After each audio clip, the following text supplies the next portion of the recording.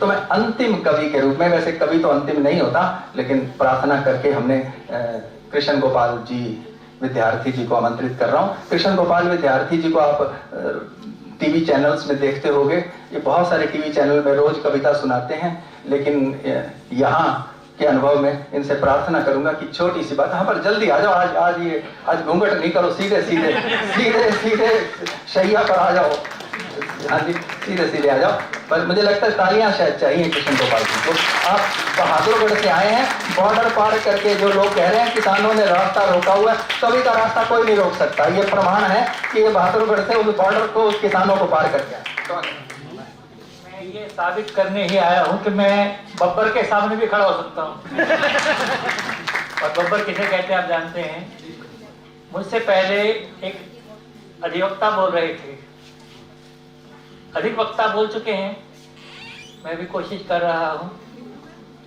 और खास बात यह है कि मुझसे पहले जो एक कवि थे वो अपना नाम बता रहे थे, घमंडीलाल अग्रवाल। मुझे इसका कोई घमंड नहीं है कि मैं बाल कवि हूँ, क्योंकि बालों की तो हालत घमंडीलाल जी ये हो गई है कि छुपा के रखने पड़ते हैं।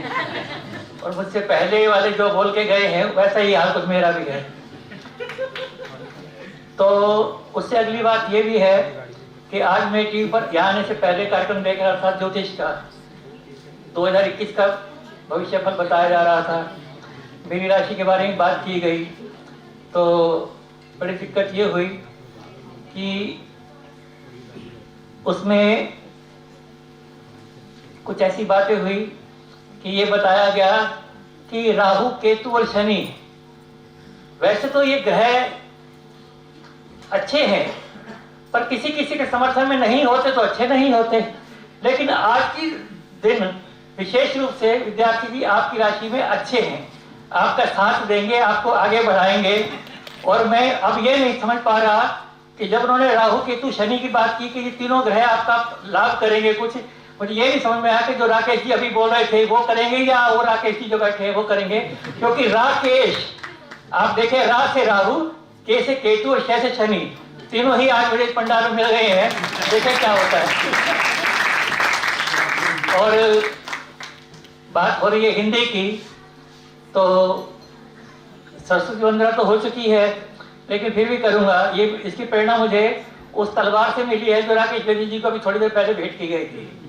मेरी वंदना ऐसी ही होगी, क्योंकि ना मैं वैसी वंदना जो आमतौर पे करते हैं कि मुझे सुर दे, ज्ञान दे, ताल दे, संस्कार दे, मैं ऐसी वंदना मां सरस्वती से भी नहीं करता। मैं तो बहादुरगढ़ से आया हूँ, तो बहादुरी की बात तलवार से और कलम से दोनों से होती है। बहरहाल वो तो मैं बाद में सुनाऊंगा, लेकिन मैं अपनी एक बहुत पुरानी रचना की 4 लाइनें सुना रहा हूँ। वो ये है, पुरानी क्यों है वो आप समझ जाएंगे कि प्रथम नागरिक देश का देता जब संदेश, प्रथम नागरिक देश का देता जब संदेश, सच कहता हूं तब मुझे होता कष्ट विशेष, होता कष्ट विशेष, शेष है ये अभिलाषा, राष्ट्रपति तो बोले अपने राष्ट्र की भाषा। लेकिन हमारा सौभाग्य है कि आज इस परिसर में मैं जब खड़ा हूं तो यहाँ पर नरेंद्र मोदी जी के साथ एक चित्र होता है राम कोविंद जी का, और हमें खुशी है कि वो जब भी बोलते हैं हिंदी में बोलते हैं।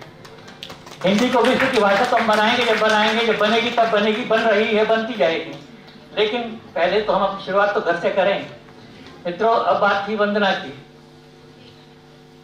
सुने।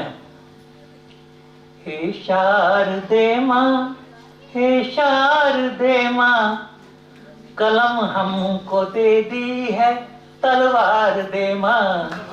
हे शारदे माँ, हे शारदे माँ, कलम हमको दे दी है, तलवार दे माँ।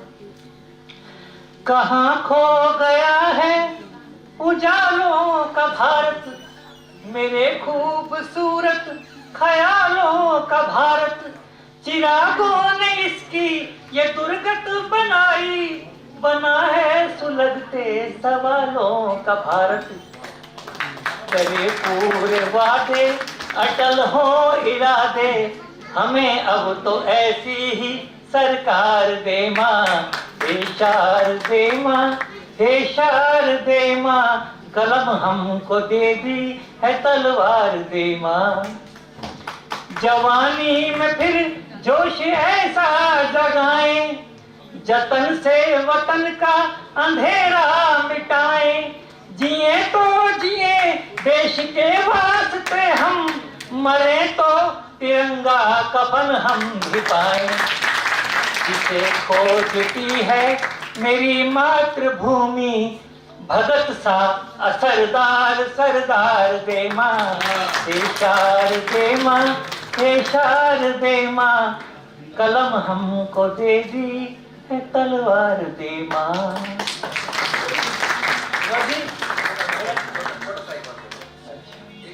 एक बात मैं और बता दूं राकेश जी, आपने अनेक फिल्मों के गीत लिखे हैं। मनोज कुमार जी तो आपके खास। मैं बताऊं, मैं आपके नाम बहुत झूठ बोलता हूँ, इनके सामने नहीं बोलूंगा। मेरी बॉम्बे आना जाना होता है, फिर कभी राकेश जी से मुलाकात होगी कि मनोज जी से जरा मिलना था, तो चलो मिलते हैं। मैं कहूंगा कि मनोज जी से मिलवा सकता हूँ, लेकिन उनसे ये मत पूछना कि मैंने आपकी किस फिल्म के लिए गीत लिखे हैं।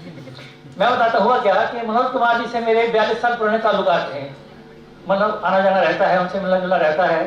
2001 में वो एक फिल्म बना रहे थे जिसका जो विषय था भगत सिंह था। भगत सिंह का रोल वो पहले कर चुके थे शहीद फिल्म में, और कुणाल को वो चला नहीं पाए। आप जानते हैं कि कुणाल ने कई फिल्मों में काम किया, लेकिन वो बात बनी नहीं। और जब ये गदर वगैरह कारगिल के बाद कई चीजें हिट हुई, तो उनके मन में आया कि क्यों ना शहीद को दोबारा बनाया जाए और कुणाल गोस्वामी को हीरो बनाकर उसमें पेश किया जाए। विषय पर उनकी मास्टरी थी, लिखा हुआ उनका पहले था ही, और अच्छे समाज लेखक, अच्छे एडिटर वो हैं ही हैं। तो उनको लगा कि अगर ये फिल्म इस दौर में चल जाएगी तो फिर जो है आगे कुणाल का रास्ता आसान हो जाएगा। लेकिन क्या हुआ कि उन्होंने मुझसे फोन किया, मुझे बम्बई बुलाया, और मैंने 31 अगस्त 2001 को उनके लिए गीत लिखा, उनके घर पर जाकर उनको सुनाया, उनको पसंद आया। संगीतकार उत्तम सिंह जी उस फिल्म को संगीत देने वाले थे, तो उन्होंने भी फोन पर सुना और उसको पसंद किया। लेकिन वो बात यहीं तक ही रह गई, गीत का संगीत बना ही नहीं बाद में। क्यों नहीं बना, उसके पीछे कारण ये है कि अजय देवगन को लेकर राजकुमार संतोषी ने भगत सिंह बना दी, फिल्म का नाम जो भी रहा, और सनी देओल ने जो है बॉबी देओल को बना दिया भगत सिंह। अब मनोज जी ने सोचा कि इसमें बेहतर यही है कि विद्यार्थी जी को गीत को अभी रिकॉर्ड ना कराया जाए। तो अब हुआ ये कि फिर वो गीत मैंने कभी सम्मेलन तो बहुत मंचों पर सुनाया, लेकिन होता है, पर वो गीत अब जिक्र आया है तो मैंने मनोज जी के लिए कई तरह के काम किए छोटे मोटे, पर लेकिन जो मैं गीत की बात कर रहा हूँ तो मैं वो गीत ही सुना देता हूँ। सुनेंगे आप?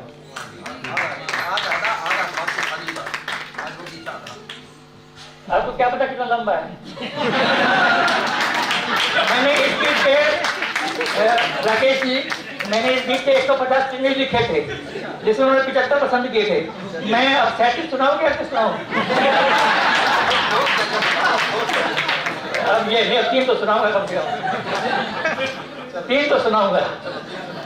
और इनको मत बताना कि 3 ही लिखे थे। मुझे तो मालूम है, इसलिए मैं आपकी बोल ना खोलने के लिए। ऐसा है, आप बब्बर जरूर हैं, लेकिन सब्बर से काम लीजिए। बहरहाल देखिए, आप सुनिए, कोई बात नहीं। अब बात आई गई है तो मैं तो जा रहा था, लेकिन आपने मुझे रोका है तो सुन लीजिए फिर।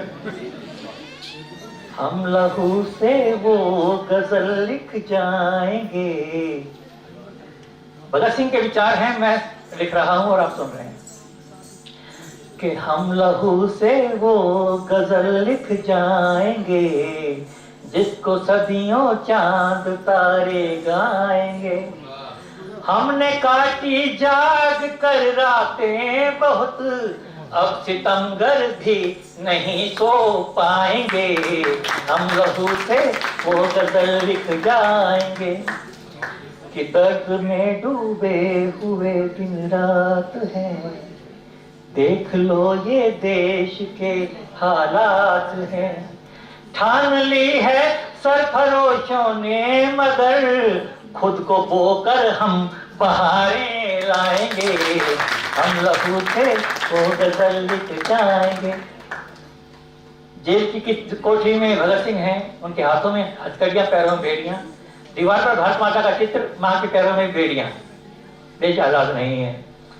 मां को संबोधित करते हुए, बेड़ियों को इंगित करते हुए भगत सिंह कहते हैं कि चैन गुम है, लापता आराम है, जिंदगी क्या बेड़ियों का नाम है। माँ कसम तेरी तेरे लाडले, सर कटा कर भी इन्हें कटवाएंगे, हम लहू से वो गजल लिख जाएंगे। भगत सिंह, सुखदेव, राजपूत तीनों बलिवेदी की ओर जा रहे हैं। बाकी कैदी उनको देख के आंसू आ रहे हैं, जानते हैं कि अंतिम दर्शन है, इन्होंने केवल जाना ही जाना है, वापस नहीं आना है। तो उनकी आंखों के आंसू भाग कर भगत सिंह उनको संबोधित करते हुए कहते हैं कि खुश रहो अहले वतन, चलते हैं हम, फिर मिलेंगे, फिर यहीं लेंगे जन्म। जिंदगी भर गाया वंदे मातरम, हम सलीबों पर भी इसको गाएंगे, हम लहू से वो गजल लिख जाएंगे। जोरदार कर्तव्य ध्वनि। सच तो ये है कि हमें पूरा दिन कई घंटे विद्यार्थी जी को सुनना चाहिए, लेकिन आज मजबूरी है हमारी, गाड़ी कोरोना के जो लॉकडाउन के दरमियान थोड़ा विलंब से चली है, कि सामान्य उससे नहीं हुआ कि हमारा कुछ लेट हो गया। लेकिन बाहर छोटे छोटे बच्चे रासलीला के तैयार खड़े हुए हैं, तो ये इतने सुंदर शहीद की स्तुति के बाद सीधे मैं रासलीला में आपको ले चलता हूँ। तो आप लोग बच्चों, छोटे छोटे बच्चों की रासलीला का आनंद लीजिए।